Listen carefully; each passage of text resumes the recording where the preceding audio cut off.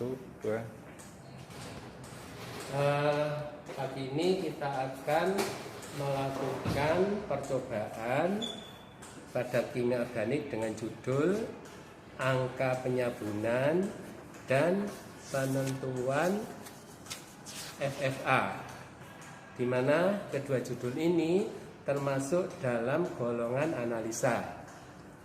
Sebagai bahan utama untuk menganalisa dalam percobaan ini adalah minyak goreng. Nah, untuk yang pertama, judul angka penyabunan, ya. Percobaan ini memiliki tujuan memahami arti angka penyabunan. Maksudnya harus tahu apa itu yang dimaksud dengan angka penyabunan. Yang kedua, menentukan angka penyabunan. Dan yang ketiga, menentukan berat molekul minyak. Karena judul ini nanti dikaitkan dengan yang FFA. Nah, sekarang untuk yang pertama pada angka penyabunan.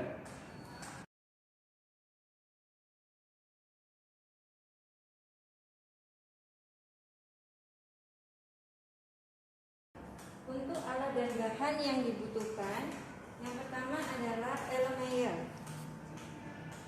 Kemudian ada gelas beker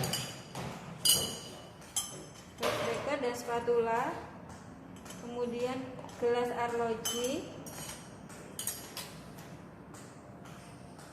Kemudian ada labu ukur 500 ml.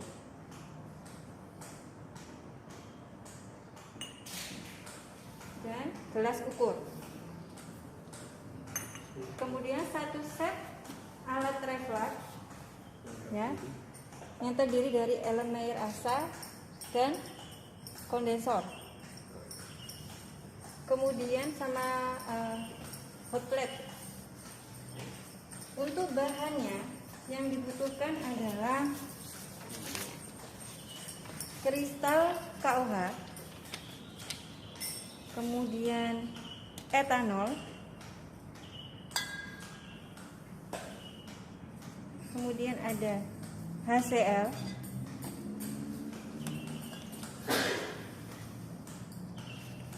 kemudian natrium borat 0,25 normal, kemudian ada indikator PP, dan minyak goreng. Minyak goreng ini ada minyak goreng yang baru dan minyak goreng jelantah. Nah, kita menggunakan sampel minyak Freshwell, dari minyak goreng Freshwell. Oke.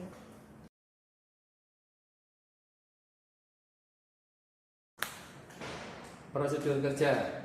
Yang pertama, kita membuat larutan KOH di dalam etanol.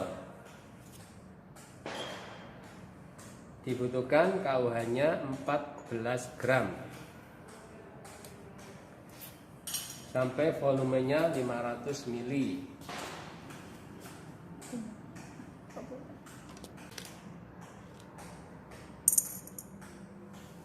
Ya, karena KOH termasuk senyawa ionik, sedangkan etanol kovalen, sehingga supaya bisa bercampur dengan sempurna, KOH-nya harus dilarutkan dengan sedikit aquades.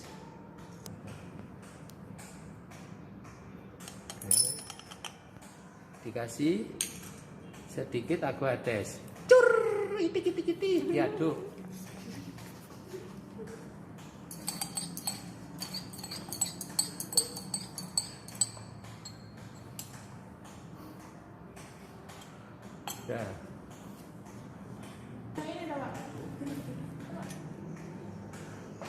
Nah, setelah jadi, KOH dalam etanol dalam volume 500 ml ditempatkan di botol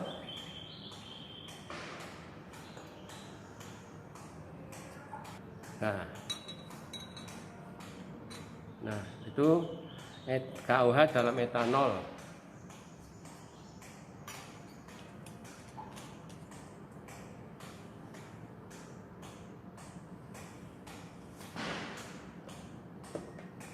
Berikutnya membuat larutan HCl 0,25 normal yang nantinya akan digunakan sebagai titran sebanyak 500 mili.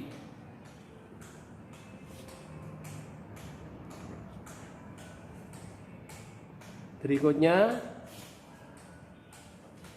menimbang sampel minyak fresh well sebanyak 2 gram.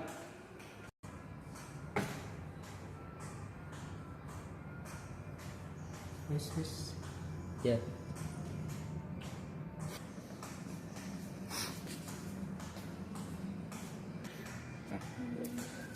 Berat minyak fresh well yang baru yang akan ditentukan angka penyabunannya seberat 2,0102 gram.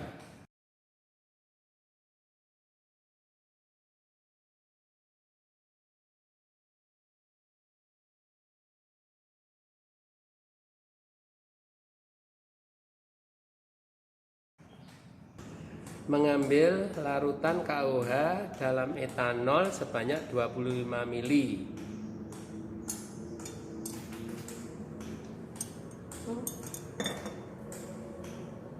Mungkin kamu dekat enggak? Nah, ini dekat ya kelihatan.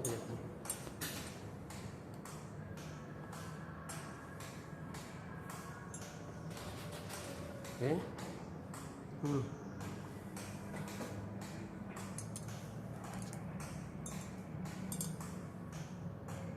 Nah, dimasukkan ke dalam sampel minyak yang ada di dalam Erlenmeyer.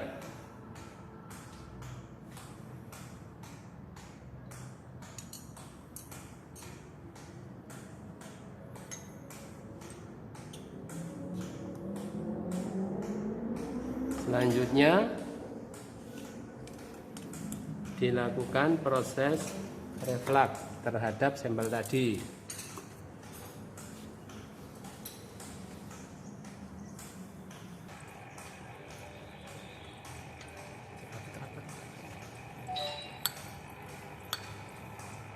Jangan lupa memberikan vaselin pada ujung-ujung peralatan yang digunakan sebagai rangkaian.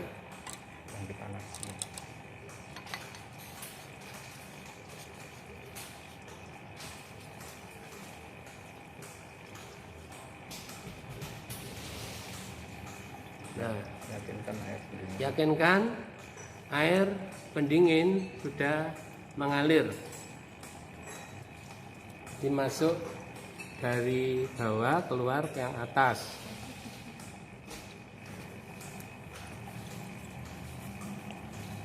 Agar proses dari reflux itu bisa berlangsung cepat, jangan lupa memasukkan batu didih ke dalam bahan. Baru alat di pemanas dihidupkan dan panaskan. Proses reflux dilakukan selama 1 jam dengan suhu 150 derajat. Sambil menunggu proses reflux selesai, kita lakukan persiapan untuk titrasi.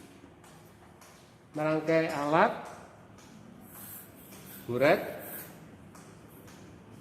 kemudian dalam buret dimasukkan titran HCl yang konsentrasinya 0,25 normal.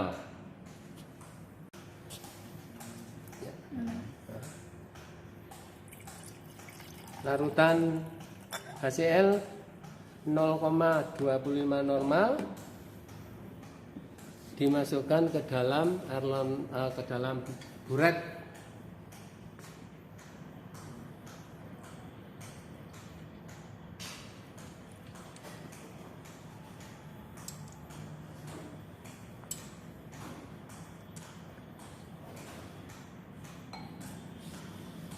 Untuk memastikan konsentrasi tepatnya pada titran yang tadinya kita buat 0,25 normal, kita harus melakukan standarisasi terhadap larutan HCl tadi menggunakan baku primernya natrium borak. Lakukan titrasi standarisasi.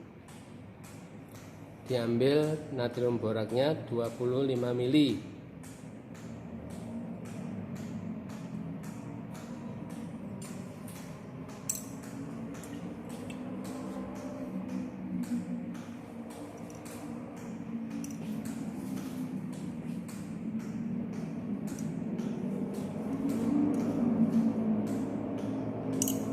Dan jangan lupa setiap melakukan titrasi harus menggunakan indikatornya. Indikator yang dipakai phenolphthalein.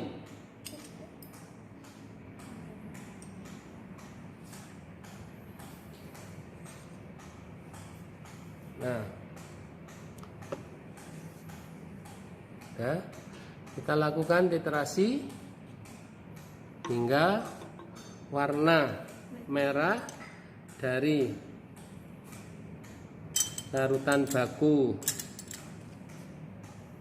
primer ini menjadi hilang.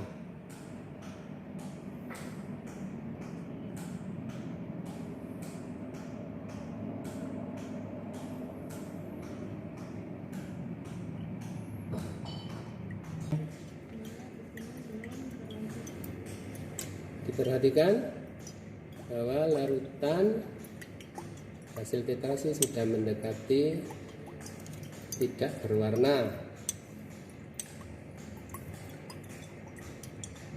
22 mungkin 23.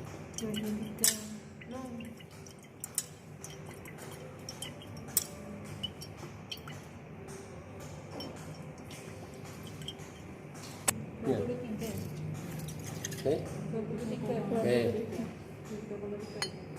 Satu kali. Volume titran pada titrasi standarisasi yang pertama dibutuhkan HCl-nya 23,3 mili.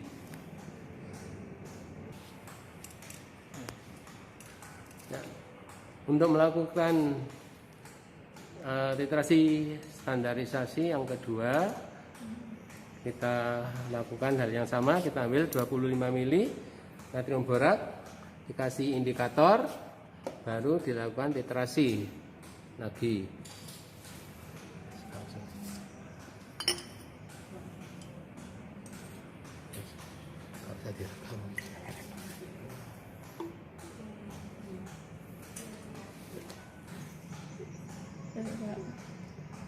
Ini pelaksanaan titrasi standarisasi yang kedua. Ini hasil titrasi dari standarisasi. Yang pertama 23,3 mili, yang kedua 23,2 mili. Kita rata-rata akan digunakan untuk menentukan konsentrasi baku sekendek ini.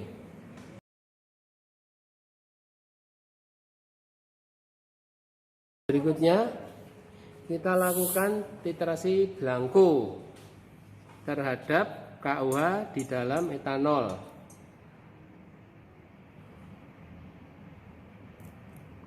Kita ambil 25 larutan KUH dalam etanol.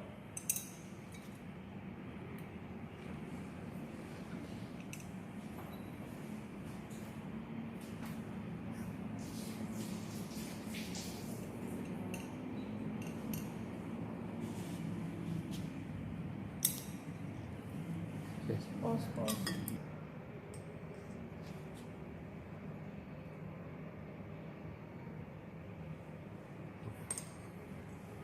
Berikut titrasi belangko pada larutan KUH dalam etanol dengan HCl 0,25 normal.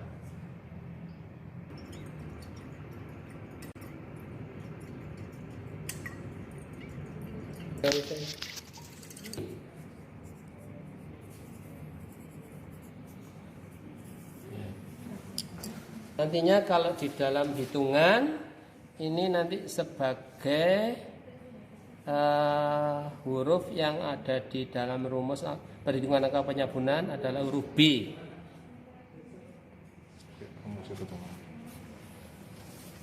Ya, B.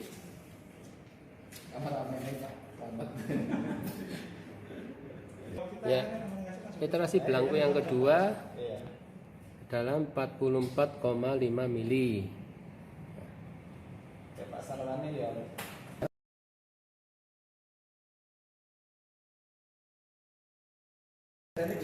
Proses reflux sudah berlangsung sekitar 1 jam. Kita hentikan.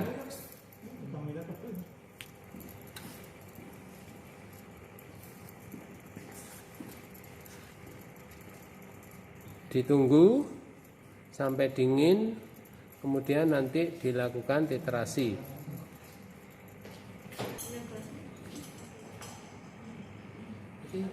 Sampai di sini.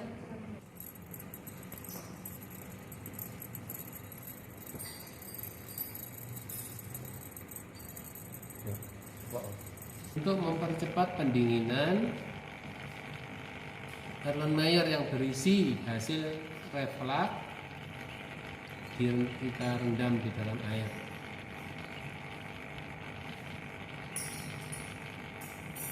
Tuh, ini tempatnya.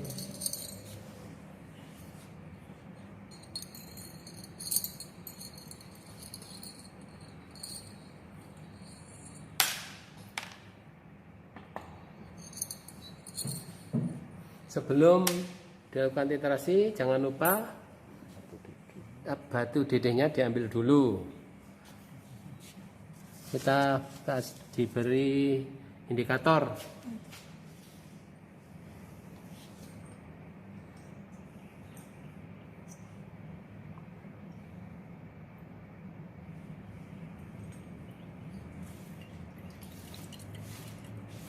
Batasan terhadap hasil reflux.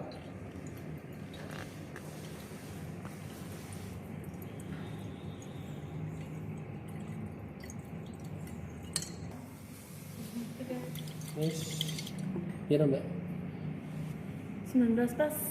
ya, wis bukan. 19 koma.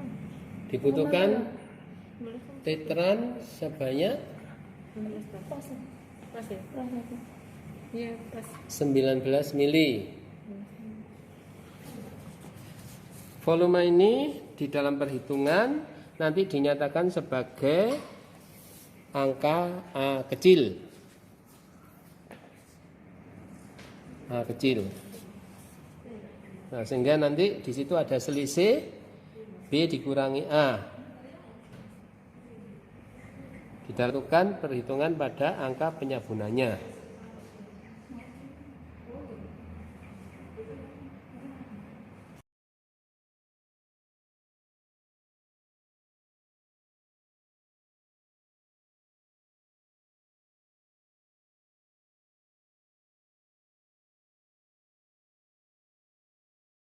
Data hasil titrasi yang sudah kita dapatkan akan digunakan untuk menghitung angka penyabunan pada sampel yang minyak yang kita pakai tadi. Saya singkat saja, angka penyabunan dengan AP yang rumusnya B dikurangi A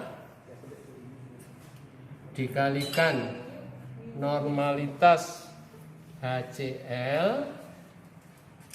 Ini hasil yang sudah dilakukan standarisasi, kemudian dikalikan dengan MR daripada KOH dibagi dengan massa dari sampel. Nah, massa minyak yang kita analisa tadi sebanyak 2,0102 gram. Jadi pada rumus ini volume blanko rata-rata dari 44,8 dan 45, volume titran hasil sampel rata-rata dari 19 dan 19,2. Sedangkan normalitasnya dihitung berdasarkan hasil standarisasi. Kemudian berat KUH Anda bisa tentukan sendiri dengan melihat nilai berat atom masing-masing K, O, dan H. Nah, setelah kita dapatkan hitungan angka penyabunannya, baru nanti kita gunakan untuk menghitung berat molekul minyak yang kita gunakan sebagai sampel. Jadi dari perhitungan angka penyabunan dihitung MR minyak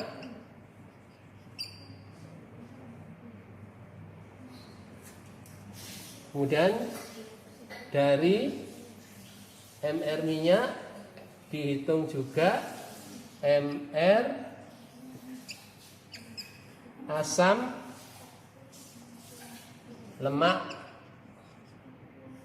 penyusun minyak.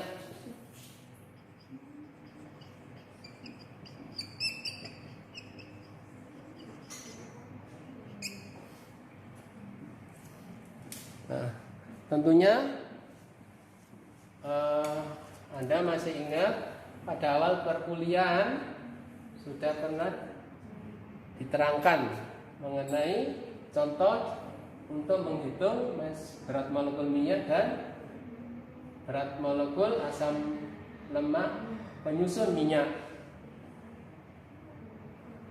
Nah, ini penting sekali karena nilai MR asam lemak yang kita dapatkan nanti kita gunakan di dalam perhitungan dari percobaan penentuan asam lemak bebas.